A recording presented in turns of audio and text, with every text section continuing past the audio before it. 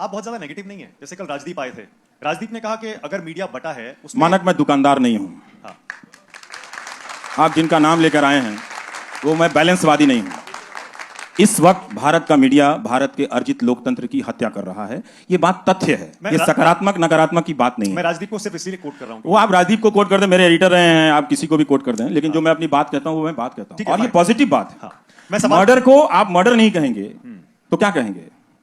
नहीं, वो ठीक है। मैं सवाल पे आ रहा हूँ। सवाल मेरा ये था, जैसे राजदीप को बहुत सारे लोगों को भी ऐसा लगता है कि मीडिया के बंटने के लिए दोनों पक्ष जिम्मेदार हैं। बिल्कुल गलत बात है, इसमें कोई संतुलन नहीं है। 90% मीडिया अगर एक तरफ हो जाए तो ये दुकान नहीं चलानी चाहिए कि दोनों तरफ के लोग बट गए हैं। फिर जो मैंने कार्यक्रम किया है, फिर उसमें से आप कमियां निकाल के बताइए, फिर उस पर बात कीजिए। ये चला दीजिए कार्यक्रम और फिर उस पर बात कीजिए कि ये आपने चलाया। अच्छा, ये मत कीजिए कि आपने वो नहीं किया। तो मैं भारत का तो अखबार नहीं हूं भाई कि 300 खबरें लेकर रोज छप जाया करूंगा। मैं तो कोई एक ही करूंगा ना। तो जो एक किया, क्या उसमें संतुलन था नहीं था, उस पर बात कीजिए फिर। ठीक है, ठीक है, ओके। तो आपकी बातों से ऐसा लगता है कि आप कहते हैं कि सिर्फ मुझे देखिए, एक मैं ही हूं ठीक कर रहा हूं। ये शब्द आपने कहीं भी कभी भी इस शब्द का इस्तेमाल मैंने नहीं कहा है, ना मैंने अपने बारे में। आपने कहा टीवी देखना बंद कर दो, मैंने कभी नहीं कहा बंद कर दो, लेकिन मुझे देखो। अच्छा, मैंने कभी नहीं कहा। भारत की जनता को, ये आप लिख लें, क्योंकि हम सबकी नौकरियां हैं ना, हम उसी को डिफेंड कर रहे हैं ना, वो हम करते रहें, ठीक है। भारत की जनता को अब इस देश को बेहतर करना होगा तो सबसे पहले उसे इस देश की मीडिया से लड़ना पड़ेगा। लड़ने का मतलब पत्थर चलाने की बात नहीं कह रहा हूं। जनता का बहुत से होता है, अगर वो होगा तो कंटेंट में बदलाव होगा। अभी देश बहुत गरीबी से, बहुत समस्याओं से गुजर रहा है, उस पर बात करने की जरूरत है, उस पर बहुत बात करने की जरूरत है। और जब हम बात करेंगे तो मौजूदा सत्ता से ही हम बहुत अच्छा काम करा सकते हैं, बहुत अच्छा काम करा सकते हैं, है ना। और लोगों की जिंदगी में राहत मिलेगी।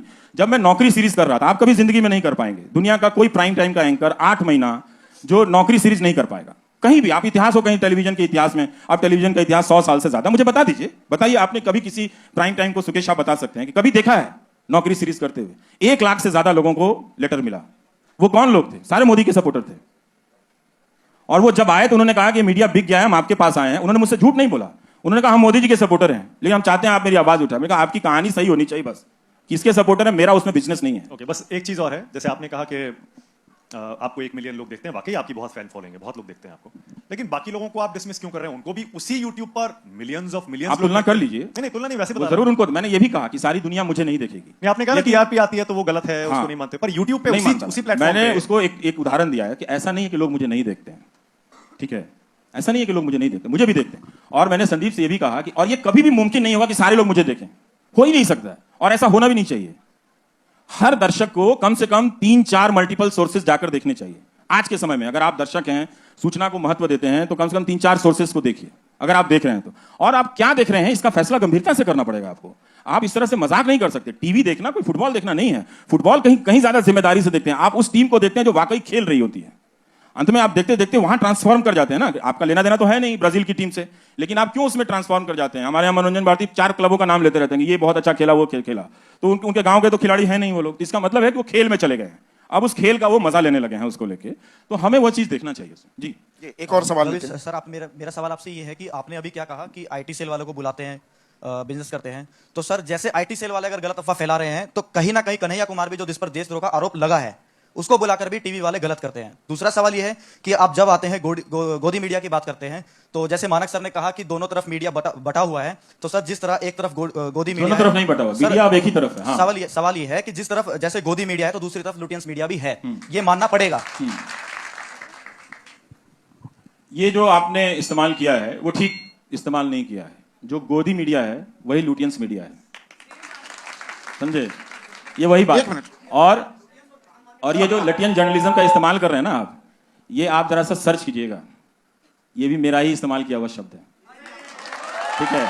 और मेरे दोस्तों से पूछ लीजिए कि पार्लियामेंट में खड़ा होकर मैं बोलता था कि ये लाल पत्थर पत्रकारिता है, यहां से निकल के वहां से लेके बाइट ले लो, इजी जर्नलिज्म है, लेजी जर्नलिज्म है। तो इसलिए आपने कन्हैया कुमार का उदाहरण दिया, 2 साल हो गए हैं, उस वीडियो का भी कुछ पता नहीं है, ठीक है। अब मुकदमा आ रहा है तो आप आरोप पे कह रहे हैं कि उसको कर देने के लिए, ठीक है। तो वो बुलाया गया था, आप टीवी वालों से पूछिए क्यों बुलाया गया था। इसलिए बुलाया गया था उसका पक्ष जानने के लिए, ठीक है, उसका पक्ष जानने के लिए। अगर कोई नारा लगा देने से इस देश में सुप्रीम कोर्ट का कानून भी तो है, देश का कानून भी है, वो देशद्रोही नहीं हो जाता। वो नहीं होता तब भी लोग उसको देशद्रोही कह रहे हैं। नहीं, यहाँ पर भी रवीश एक और दिक्कत हो गई है। ये देशद्रोह, राजद्रोह और देशद्रोह में फर्क ही मिट गया है। आप सरकार के खिलाफ आवाज उठाएं, राजद्रोह कर रहे हैं, आप देशद्रोह नहीं कर रहे हैं। पर ये अंतर मिट चुका है आज की तारीख में। मतलब अब तो आज का अगर माहौल होता तो लोग इमरजेंसी के समय सुप्रीम कोर्ट जिस तरह से झुक गया था उसकी आलोचना ही नहीं कर पाते। आज का अगर माहौल होता तो, लेकिन तब आलोचना हुई थी। खन्ना साहब एक जज थे जो खड़े हुए, तो उनका इतिहास में नाम है ना, इसीलिए चीफ जिनका जस्टिस नाम नहीं बन है। पाए, इसीलिए चीफ जस्टिस नहीं बन पाए, क्योंकि वो खड़े इसलिए हो नहीं गए। बन पाए। लेकिन तब लोगों की निगाह थी कि सुप्रीम कोर्ट में कुछ गलत हुआ है, और आज जनता चली आती है कि आप क्यों बोल रहे हैं। तो जब सोशल ऑर्डर खत्म हो जाएगा दोस्त, तो फिर आप एक जर्नलिस्ट के रूप में परफॉर्म नहीं कर पाओगे। एक और सवाल लेते हैं जी।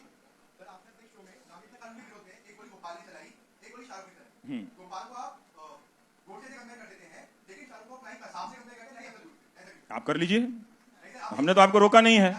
ऐसा है, उसका कॉन्टेक्स्ट है, मैं बताता हूं उसका कॉन्टेक्स्ट है। वो गोली 30 जनवरी को चला रहा था। 30 जनवरी का दिन जानते हैं आप कौन सा दिन है? ठीक है, तो उसका एक कॉन्टेक्स्ट है। अगर आप इस बाइनरी में खेल खेलना चाहते हैं तब तो आप उस प्रोपेगेंडा के शिकार हो चुके हैं ना।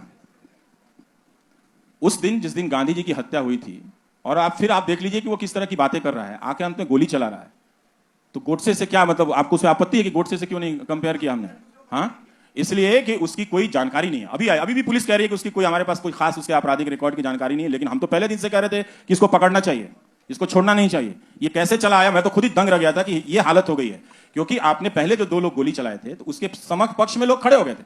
आपने वो देखा था कि जब उस लड़के ने गोली चलाई थी वहां पे, तो नाबालिग है ना, तो उसके पक्ष में कितने लोग खड़े हो गए? आप उसके पक्ष में बात कर रहे हैं। एक मिनट, अब एक और सवाल लेते हैं। सर एक क्वेश्चन Last two है, questions, पत्रकारिता की बात हमेशा होती रहती है। आप बताइए हम किस चीज को पत्रकार माने? एक पक्ष दिन भर मोदी की तारीफ दिखाता है और रात में वही प्राइम टाइम में एक तरफ बुराई दिखाई जाती है। तो पत्रकारिता का असली मतलब आज आप बता के जाइए कि सच दिन भर मोदी को दिखाएं। आपका जो हाल है आपको तो जिंदगी भर नहीं बता सकते हम। नहीं सर, हमें पता है ना, पत्रकारिता का मतलब हम भी पढ़े हैं सर। ऐसा है दोस्त, दोनों तरफ का दिखाना वो चाहिए। किस तरह का प्रोग्राम है। अब ऐसा है कि आप ये भी जानते हैं कि मेरा एक बहिष्कार है, ठीक है ना? नहीं, मेरा बहिष्कार है, नहीं, उससे कोई फर्क नहीं। तो मैं लोकप्रियता के दबाव में अपनी बात थोड़े, ऐसा थोड़ी है कि मैं छोड़ दूंगा। क्या ना, कमाल है। यही चीज तो हमें समझना है कि एक दिन हमको अपने फैन के खिलाफ भी बात करना पड़ेगा। और मैं तो कहता हूं कभी किसी का फैन नहीं बनना चाहिए। आपको पता है ये लाइन किसने कही थी? और आपको पता है मैंने अपने ब्लॉग पे क्या लिखा है? कभी रवीश कुमार मत बनना। पढ़ा है आपने? पढ़िएगा, है ना? हाँ, एक्चुअल मतलब क्या होता है, न्यूज का क्या मतलब होता है, एनालिसिस का क्या मतलब होता है। हमने कहा ना कि आप वहां तुलना कर रहे हैं। आपने ये नहीं बताया कि वहां कौन सा प्रोग्राम चल रहा था, यहां कौन सा प्रोग्राम चल रहा था। वहां 2000 के नोट में नकली चिप बताए जा रहे थे, जीपीएस, उससे तुलना करना चाहते हैं आप? तो किस चीज से तुलना करते हैं? आप उदाहरण देकर बात करते तो आपका सवाल और अच्छा हो सकता था मैं फंस भी सकता था इसमें। जी, एक और सवाल ले लेते हैं। आपने उदाहरण नहीं दिया, वो आप इधर बैलेंस वाला करने लगे। वही मैं जो मानक से कह रहा था, मैं दुकान नहीं चलाता हूं, मैं अपना करता हूं। तो अगर आपको मुझसे सवाल पूछना है तो मेरे शो पे रिसर्च कीजिए। क्या मेरा शो आलोचनाओं से परे है? बिल्कुल ही नहीं है, बिल्कुल नहीं है।